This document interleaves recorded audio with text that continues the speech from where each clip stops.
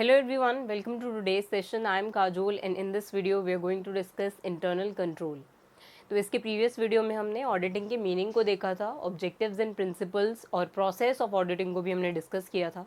तो अब हम यहाँ पे इंटरनल कंट्रोल को डिस्कस करेंगे under the topic auditing. So for auditing and corporate governance, I'm referring to Anil Kumar sir's book. You can refer it to. And if you are preparing for UGC NET Commerce, PGT Commerce or for Delhi University examination, then these videos are useful for you. And if you want to know more about our courses, then you can contact to the given number or you can download the Vishnu Economic School app. So let's get started with internal control. तो अब यहाँ पे internal control को पहले हम two parts में समझेंगे. पहले हम यहाँ पे कंट्रोल का मीनिंग देखते हैं. अब हमने प्लानिंग के अंदर कंट्रोल को डिस्कस किया था, तो उसी कंट्रोल की बात यहाँ पे हो रही है. कंट्रोल में हम क्या कर रहे होते हैं कि जो भी परफॉर्मेंस हो चुकी है उसका जो रिजल्ट है और जो हमने सेट किया था कि ये गोल हमें अचीव करना है और हम कोई भी पर्टिकुलर टास्क जो है उसको परफॉर्म कर चुके हैं और उसका रिज़ल्ट हमें मिल चुका है. तो अब हम यहाँ पे रिज़ल्ट जो भी हमने परफॉर्म किया है उसका जो रिज़ल्ट है और जो भी वहाँ पे सेट ऑब्जेक्टिव था उससे हम कंपेयर करते हैं रिज़ल्ट को और उसके बाद हम यहाँ पे डेविएशंस को मेजर करते हैं कि कितना रिजल्ट जो है वो डेविएट कर रहा है फ्रॉम द ऑब्जेक्टिव, कि जो हमने सेट किया था ऑब्जेक्टिव उससे कितना अलग आया है हमारा रिजल्ट. तो इसमें यहाँ पे हम डेविएशंस को मेजर करते हैं और उसके बाद हम देखते हैं कि क्या रीजंस थे डेविएशन के और फिर हम उसको इम्प्रूव करने की कोशिश करते हैं. और इसी पूरे प्रोसेस को हम कंट्रोलिंग में डिस्कस करते हैं अंडर प्लानिंग. तो हमने मैनेजमेंट प्रोसेस के अंदर ही इसको देखा है कि हम कंट्रोल को कैसे परफॉर्म कर रहे हैं और एक्चुअली यहाँ पे कंट्रोलिंग जो है वो मैनेजर्स कर रहे होते हैं, मैनेजमेंट का पार्ट है कंट्रोलिंग. तो अब उसी कंट्रोल की बात यहाँ पे हो रही है और यहाँ पे इंटरनल का मतलब है कि within the company, within the organisation हम कंट्रोल की बात कर रहे हैं. तो अब ये जो फंक्शन है इंटरनल कंट्रोल का, इसको यहाँ पे मैनेजमेंट परफॉर्म कर रहा होगा क्योंकि मैनेजमेंट ये एक्चुअली जो टास्क हैं, जो एक्टिविटीज़ हैं उनको एग्जीक्यूट कर रहे हैं और वही यहाँ पे उस टास्क को परफॉर्म कर रहे होंगे और उसके बाद उन्हें उसी परफॉर्मेंस के रिजल्ट्स जो हैं वो मिलेंगे और जो उन्होंने पहले ऑब्जेक्टिव सेट किए होंगे उसी से वो यहाँ पे डेविएशंस को देख पाएंगे और उसके बाद वो वहाँ पे करेक्टिव एक्शंस को ले पाएंगे to achieve that particular objective.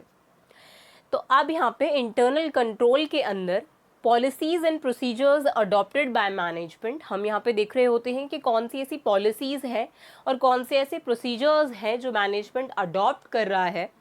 अब यहाँ पे मैनेजमेंट जो है वो इन पॉलिसीज एंड प्रोसीजर्स को क्यों अडॉप्ट कर रहा होगा. तो अब यहाँ पे जो मैनेजमेंट है वो एक्चुअली यहाँ पे इंटरनल कंट्रोल को क्यों परफॉर्म कर रही है या फिर पॉलिसीज एंड प्रोसीजर्स को अडॉप्ट क्यों कर रही है, इसको हम देखते हैं कि यहाँ पे जो मैनेजमेंट है वो इंश्योर करना चाहती है timely preparation of financial statement को,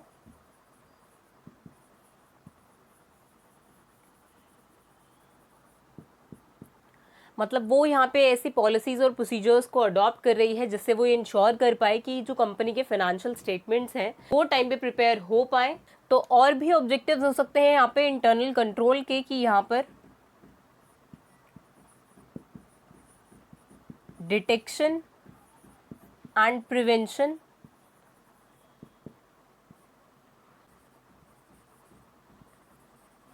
ऑफ फ्रॉड एंड एरर्स.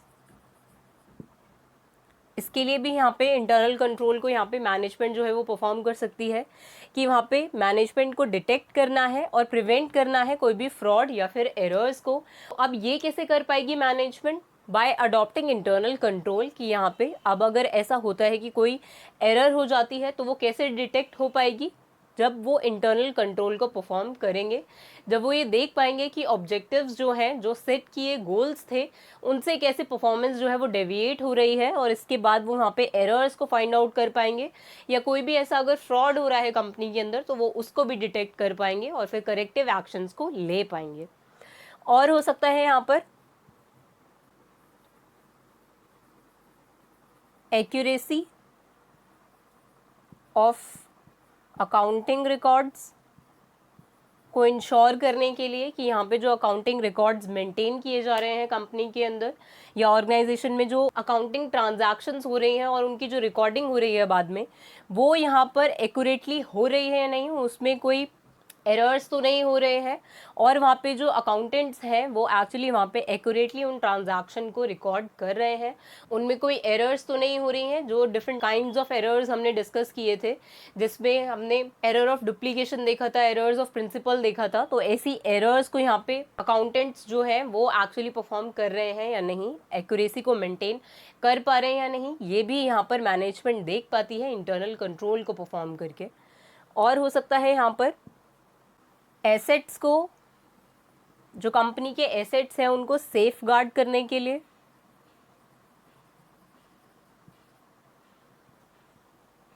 और एडहेरेंस टू मैनेजमेंट पॉलिसीज़ को इंश्योर करने के लिए कि ऑर्गेनाइजेशन में जो भी मैनेजमेंट की पॉलिसीज़ हैं वो एक्चुअली फॉलो हो रही हैं या नहीं। तो यही सब पर्पस होता है एक्चुअली इंटरनल कंट्रोल को परफॉर्म करने का। तो यही पॉलिसीज़ एंड प्रोसीजर जो है वो एक्चुअली मैनेजमेंट जो है वो अडॉप्ट करता है, ताकि वो यहाँ पे timely preparation of financial statement को इंश्योर कर पाए, detection and prevention of fraud and error को परफॉर्म कर पाए, एक्यूरेसी ऑफ अकाउंटिंग रिकॉर्ड्स को इंश्योर कर पाए, एसेट्स को सेफ गार्ड कर पाए ऑर्गेनाइजेशन के, और एडहेरेंस टू मैनेजमेंट पॉलिसी को इंश्योर कर पाए कि जो पॉलिसीज़ मैनेजमेंट ने इंट्रोड्यूस करी है ऑर्गेनाइजेशन के अंदर वो एक्चुअली फॉलो हो रही हैं या नहीं।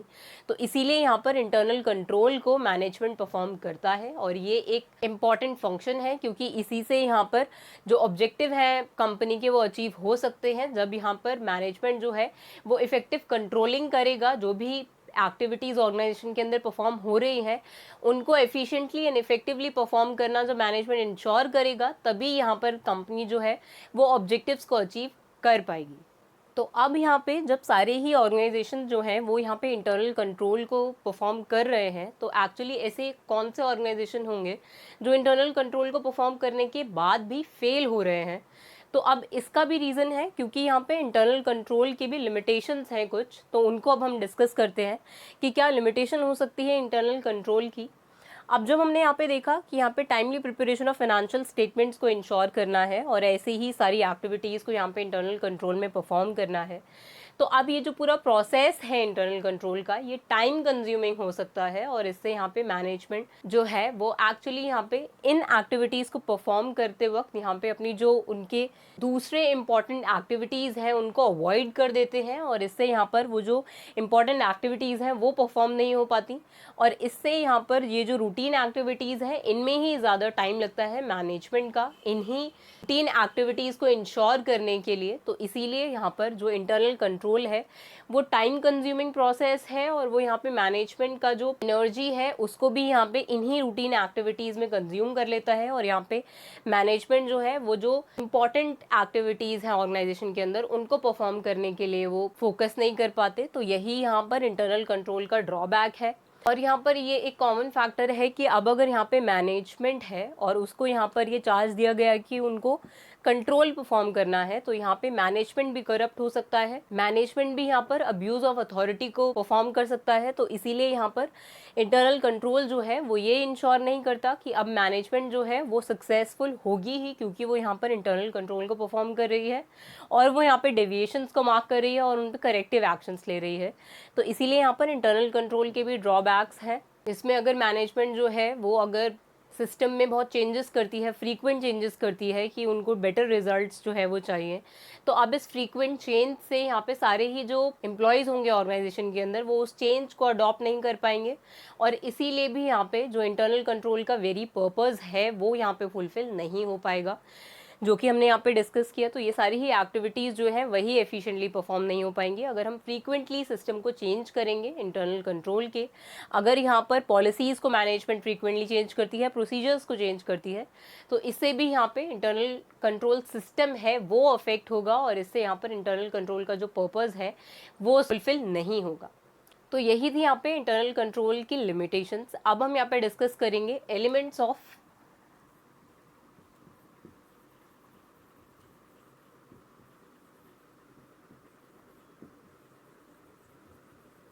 इंटरनल कंट्रोल को।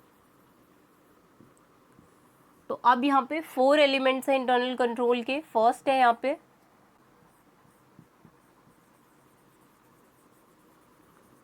अकाउंटिंग कंट्रोल,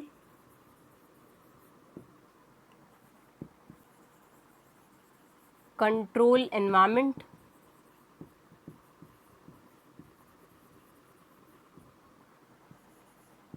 कंट्रोल प्रोसीजर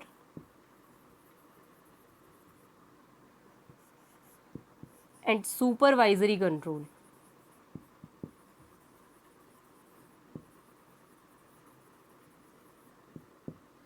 तो अब पहले यहाँ पे हम अकाउंटिंग कंट्रोल को डिस्कस करते हैं। तो अब अकाउंटिंग कंट्रोल के अंदर यहाँ पर देखते हैं कि कितने एक्यूरेट यहाँ पे है अकाउंटिंग रिकॉर्ड्स जो मेंटेन हो रहे हैं, जो अकाउंटेंट्स हैं ऑर्गेनाइजेशन के अंदर, वो कितनी एक्यूरेटली वहाँ पर जो अकाउंटिंग रिकॉर्ड्स हैं उनको मेंटेन कर रहे हैं, कोई एरर्स वो कमिट तो नहीं कर रहे हैं वहाँ पर।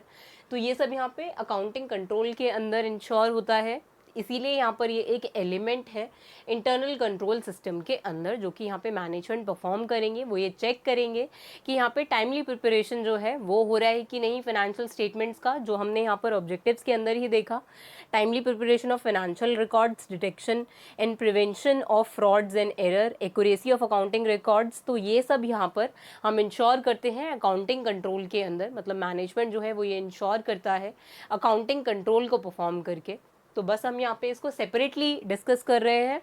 ये जो एलिमेंट्स हैं वो एक्चुअली यहाँ पे इंटरनल कंट्रोल का ही पार्ट है, लेकिन ये यहाँ पर एक एलिमेंट है इंटरनल कंट्रोल सिस्टम का ही। तो इसीलिए हम यहाँ पर इसको पहले डिस्कस कर चुके हैं। मेन ऑब्जेक्टिव जो है इंटरनल कंट्रोल को परफॉर्म करने का, उसमें हम इन चीज़ों को डिस्कस कर चुके हैं। तो अब यहाँ पे अकाउंटिंग कंट्रोल जो है उसमें हम ये देख सकते हैं कि जो अकाउंटिंग रिकॉर्ड्स हैं उनको सही से मेंटेन किया जा रहा है या नहीं, वहाँ पे कोई फ्रॉड या फिर एरर को डिटेक्ट करना है अकाउंटिंग कंट्रोल को परफॉर्म करके मैनेजर्स को। सेकेंड है यहाँ पे कंट्रोल एनवायरनमेंट। अब कंट्रोल एनवायरनमेंट का मतलब है यहाँ पर कि एक्चुअली जो एम्प्लॉयज हैं वो कैसे परसीव कर रहे हैं इंटरनल कंट्रोल सिस्टम को। मतलब जो भी ऑर्गेनाइजेशन का इंटरनल कंट्रोल सिस्टम है उसको यहाँ पे एम्प्लॉयज़ जो हैं वो कैसे परसीव कर रहे हैं, उनका एटीट्यूड कैसा है टुवर्ड्स इंटरनल कंट्रोल सिस्टम। तो इसमें यहाँ पर कंट्रोल एनवायरनमेंट के अंदर डिवीजन ऑफ वर्क को हम देख सकते हैं।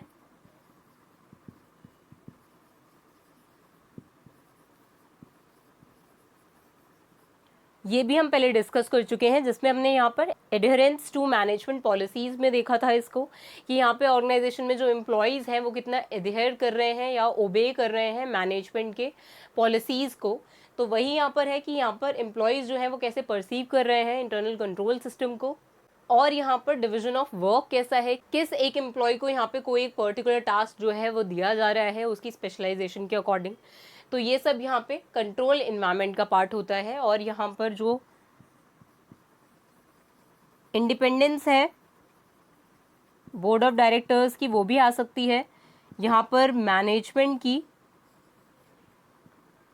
फिलॉसफीज आ सकती हैं और वैल्यू सिस्टम आ सकता है। तो ये सब यहाँ पर कंट्रोल एनवायरनमेंट का पार्ट होता है। तो इसी में यहाँ पर ये सब इंश्योर करना होता है, डिवीजन ऑफ वर्क हो रहा है, कैसे एम्प्लॉयज़ जो हैं वो परसीव कर रहे हैं इंटरनल कंट्रोल सिस्टम को, उनका attitude towards internal control system, और यहाँ पे independence of board of directors और management philosophy and value system.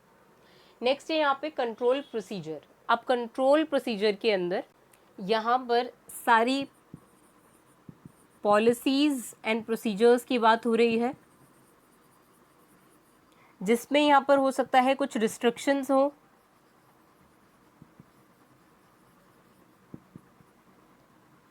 Regarding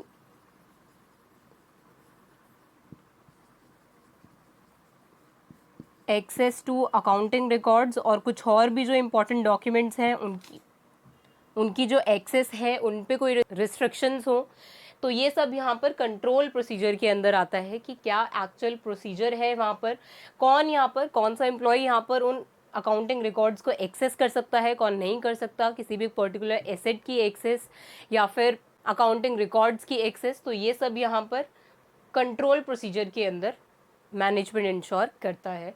next है यहाँ पे सुपरवाइजरी कंट्रोल। तो अब सुपरवाइजरी कंट्रोल के अंदर आता है कि यहाँ पर एक सुपरविजन जो है वो यहाँ पे हमें इंटरनल कंट्रोल सिस्टम के ऊपर भी रखना है। जैसे हमने यहाँ पर इंटरनल कंट्रोल के लिमिटेशन के अंदर देखा कि यहाँ पे मैनेजमेंट भी जो है वो अब्यूज़ ऑफ अथॉरिटी कर सकती है, वो यहाँ पे मिसयूज़ कर सकती है अपनी अथॉरिटी का, क्योंकि वहाँ पर कंट्रोल की जो पावर है वो मैनेजमेंट के पास है। तो इसीलिए यहाँ पर मैनेजमेंट को भी सुपरविजन की रिक्वायरमेंट होती है। हमें ये इंश्योर करना होता है, ऑर्गेनाइजेशन को ये इंश्योर करना है कि मैनेजमेंट जो है वो अपनी जो ड्यूटी है उसे सही से वो परफॉर्म कर रही है या नहीं।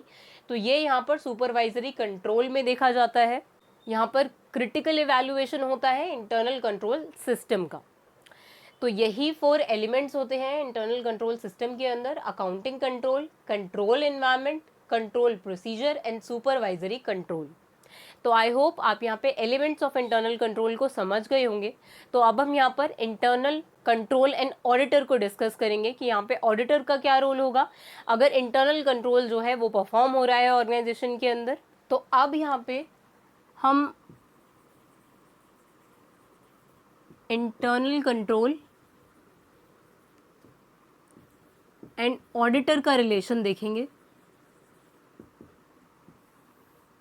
कि यहाँ पे अगर एक ऑर्गेनाइजेशन के अंदर इंटरनल कंट्रोल जो है वो परफॉर्म हो रहा है तो यहाँ पर ऑडिटर का क्या रोल होगा।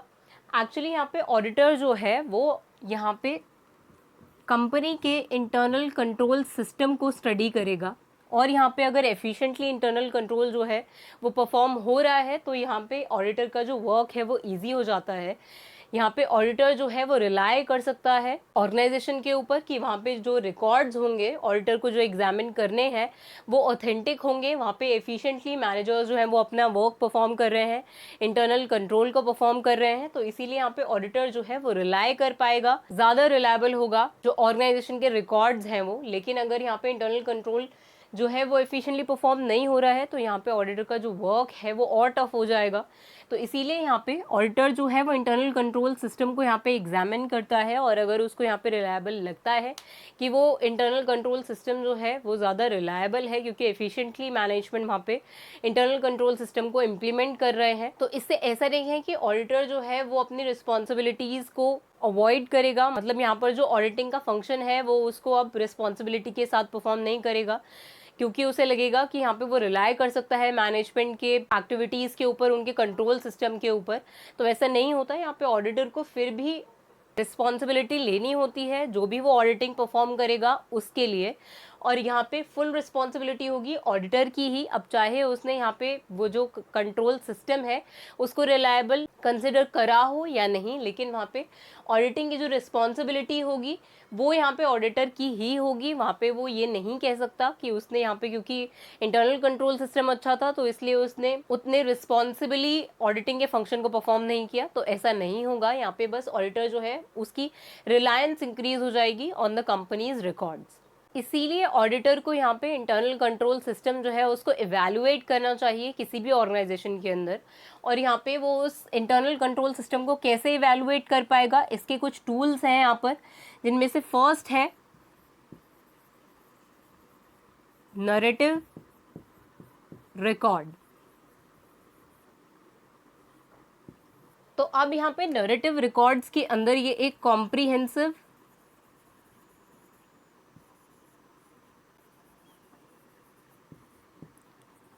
रिटर्न डिस्क्रिप्शन होता है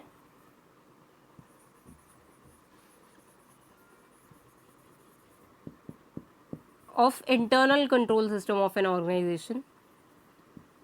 मतलब यहाँ पे इंटरनल कंट्रोल सिस्टम जो है पूरा ऑर्गेनाइजेशन का, उससे रिलेटेड जो इन्फॉर्मेशन है कि कैसे यहाँ पर इंटरनल कंट्रोल सिस्टम जो है वो वर्क करता है उस एक पर्टिकुलर ऑर्गेनाइजेशन के अंदर, तो उसकी जो सारी डिटेल्स हैं इंटरनल कंट्रोल सिस्टम की वो यहाँ पर नरेटिव रिकॉर्ड्स के अंदर होती है। तो इसीलिए यहाँ पर जो नरेटिव रिकॉर्ड है वो एक कॉम्प्रिहेंसिव डॉक्यूमेंट होता है, रिटर्न डॉक्यूमेंट होता है, जहाँ पे डिस्क्रिप्शन होगा of internal control system of an organisation. तो अब सेकेंड टूल है यहाँ पर चेकलिस्ट। तो अब यहाँ पे ये जो चेकलिस्ट है वो एक्चुअली या तो ऑडिटर या फिर जो ऑडिटिंग स्टाफ है वो यहाँ पे फॉलो करता है, और जब यहाँ पे वो चेकलिस्ट जो है वो प्रिपेयर होती है तो मैनेजमेंट जो है वो ये जज कर पाते हैं, तब मतलब वो ये देख पाते हैं कि कितना एफिशिएंट है उनका इंटरनल कंट्रोल सिस्टम। तो अब चेकलिस्ट का यहाँ पे यही पर्पज़ है कि यहाँ पे कुछ टास्क होते हैं जो कि ऑडिटर और ऑडिट स्टाफ जो है वो फॉलो करते हैं, और इस चेकलिस्ट को प्रिपेयर करने के बाद यहाँ पे मैनेजमेंट जो है वो ये देख पाती है कि उनका इंटरनल कंट्रोल सिस्टम जो है वो कितना एफिशिएंट है। नेक्स्ट टूल है यहाँ पर कंट्रोल क्वेश्चनेयर।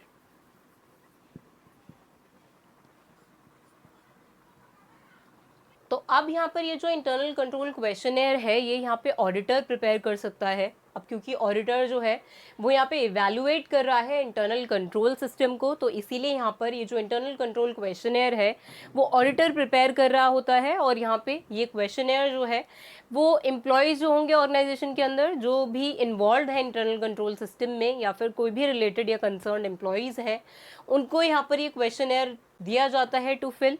और यहाँ पे ये एक डिस्क्रिप्टिव क्वेश्चनेयर है, तो इसीलिए यहाँ पे जो भी रिलेटेड क्वेश्चंस होंगे इंटरनल कंट्रोल से रिलेटेड, तो वो सारे ही क्वेश्चंस यहाँ पे प्रेजेंट होते हैं इस क्वेश्चनेयर के अंदर। तो अब यहाँ पे जो इंटरनल कंट्रोल क्वेश्चनेयर है वो एक्चुअली यहाँ पे ऑडिटर प्रिपेयर कर रहा होता है, और उसके बाद ये क्वेश्चनेयर जो है वो कंसर्न एम्प्लॉयज़ को मिलता है जो भी इंटरनल कंट्रोल से रिलेटेड होंगे ऑर्गेनाइजेशन के अंदर। तो अब क्योंकि यहाँ पे ऑडिटर जो है वो इवैल्यूएट कर रहा है इंटरनल कंट्रोल सिस्टम को एक ऑर्गेनाइजेशन के अंदर, तो इसीलिए ये क्वेश्चनेयर जो है वो प्रिपेयर करता है। और ये क्वेश्चनेयर जो है इसमें जो क्वेश्चंस होते हैं वो येस नो क्वेश्चंस होते हैं, जिसके आंसर यहाँ पे एम्प्लॉयज़ को येस या नो में देने होते हैं। तो अब यहाँ पे इंटरनल कंट्रोल क्वेश्चनेयर जो है उसमें सीरीज ऑफ क्वेश्चंस हो सकते हैं जिसके आंसर्स यहाँ पे उस कंसर्न एम्प्लॉय को देने होते हैं जो भी ऑर्गेनाइजेशन से रिलेटेड होगा, और जिसको भी वहाँ पे ऑडिटर ने वो क्वेश्चनेयर दिया होगा। और जब यहाँ पर आंसर्स जो हैं वो आ जाते हैं, रिस्पॉन्सेज आ जाते हैं उस क्वेश्चनेयर के, तो उससे यहाँ पर जो ऑडिटर है वो ये जज कर सकता है कि एक्चुअली जो कंट्रोल सिस्टम है वो इफ़ेक्टिव है ऑर्गेनाइजेशन के अंदर या नहीं। फिर यहाँ पे जो ऑडिटर है वो एक रिपोर्ट प्रिपेयर करता है जिसमें उसके सजेशंस और रिकमेंडेशन होते हैं। अगर यहाँ पे उस क्वेश्चनेयर के जो रिस्पॉन्सेज आए हैं उससे जो रिजल्ट्स यहाँ पे ऑडिटर को मिले, उससे जो भी डेफिशिएंसी वहाँ पे उस ऑडिटर ने नोटिस की है तो उसके रिगार्डिंग उसके जो सजेशंस होंगे या रिकमेंडेशंस होगी वो वहाँ पे वो ऑडिटर सजेस्ट कर सकता है ऑर्गेनाइजेशन को। तो इसीलिए यहाँ पे ऑडिटर जो है वो इंटरनल कंट्रोल क्वेश्चनेयर को प्रिपेयर करके ये देख सकते हैं कि एक्चुअली वो इंटरनल कंट्रोल सिस्टम जो है ऑर्गेनाइजेशन का वो इफ़ेक्टिव है या नहीं, और अगर नहीं है तो उसके लिए रिकमेंडेशंस दे सकते हैं, सजेशंस दे सकते हैं। फोर्थ टूल हो सकता है यहाँ पर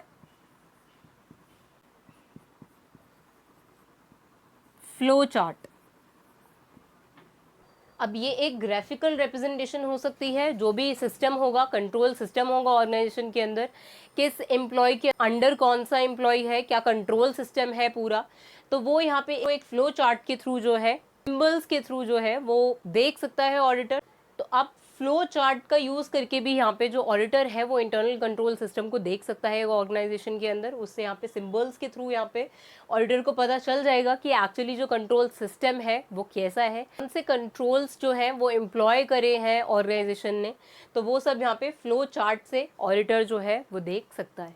तो यही यहाँ पर 4 टूल्स हैं जिससे यहाँ पे ऑडिटर जो है वो इंटरनल कंट्रोल को इवैल्यूएट कर सकता है एक ऑर्गेनाइजेशन के अंदर। तो आई होप अब आप यहाँ पे इंटरनल कंट्रोल को समझ गए होंगे। तो अब इसके नेक्स्ट वीडियो में हम इंटरनल चेक और इंटरनल ऑडिट को डिस्कस करेंगे। So see you in the next video. Thank you.